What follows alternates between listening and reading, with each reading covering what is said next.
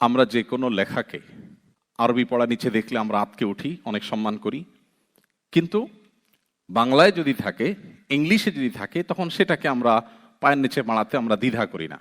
এ ব্যাপারে ফকিহগণ, ইসলামী শরিয়া বিশেষজ্ঞ স্কলারগণ, যেই কোনো ভাষা, সকল ভাষার সৃষ্টিকর্তা কে? আল্লাহ।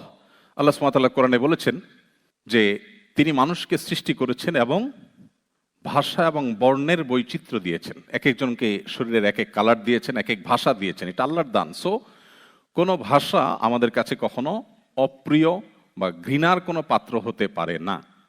সো আপনি বাংলা ভাষায়ও যদি কিছু লেখা থাকে, ইংলিশে যদি কিছু লেখা থাকে, সেটাকে পায়ের নিচে মাড়ানো বা অসম্মানজনকভাবে সেটাকে আপনার ব্যবহার করা, এটা ইসলাম মৌলিকভাবে সমর্থন করে না, বরং as a language, as a আল্লাহর সৃষ্টি এবং জ্ঞান অর্জন করার মাধ্যম হওয়ার কারণে যে কোনো ভাষাকে যথাযথভাবে মর্যাদা দেওয়া এবং সম্মান করা আমাদের কর্তব্য।